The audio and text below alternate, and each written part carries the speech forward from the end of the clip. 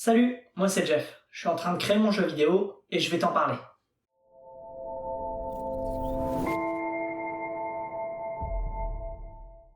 Cela fait maintenant 10 ans que je m'intéresse à la création de jeux vidéo.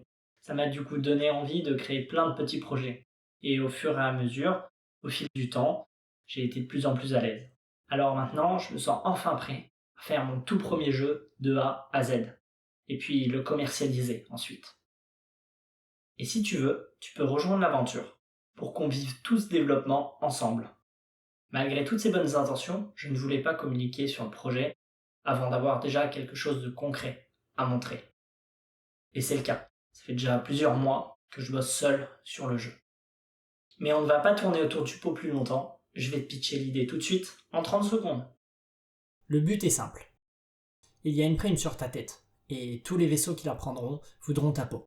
Si tu veux avoir une chance, il te faudra fuir à l'aide de ton vaisseau. Ce ne sera pas de tout repos.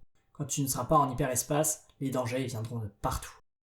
Entre tes poursuivants et les systèmes qui lâcheront à force de te battre, il te faudra être sur tes gardes et faire les bons choix pour survivre. Avant de poursuivre, si l'idée te plaît, tu peux déjà t'abonner et surtout lâcher un like. À partir de maintenant, je vais sortir un devlog à peu près toutes les 3 semaines, donc n'hésite pas à me suivre. Je vais vous parler de ce dont je me suis inspiré pour créer l'histoire, le gameplay, les effets, etc.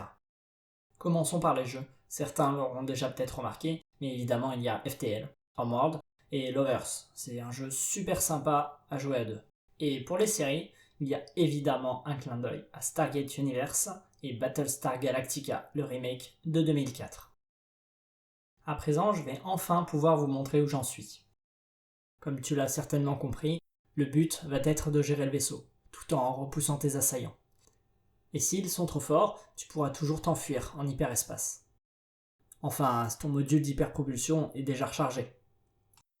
Effectivement, ça prendra du temps. Si ce n'est pas le cas, il te faudra combattre en attendant qu'il se charge. Comme je te l'ai dit, c'est aussi un jeu de stratégie. Donc il te faudra faire les bons choix. Vas-tu mettre toute ton énergie plutôt dans les armes ou compter sur tes boucliers à leur pleine capacité en attendant de filer? Car tu ne pourras pas alimenter tous tes équipements à leur plein potentiel. Enfin, pas très longtemps. Quand tu seras en hyperespace, tu pourras profiter de ces moments de répit pour vérifier tes composants et les changer si nécessaire. Voilà pour la jouabilité.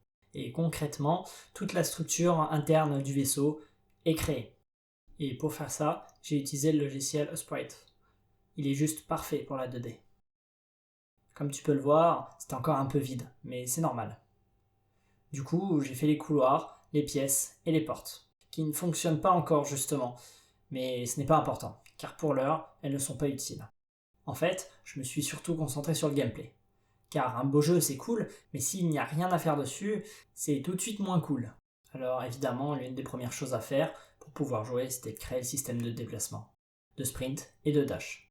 Bien sûr, l'inventaire, ça a été long. Très long. Mais aussi les différents modules des vaisseaux, c'est-à-dire le générateur, les boucliers, les armes, les moteurs et bien d'autres modules.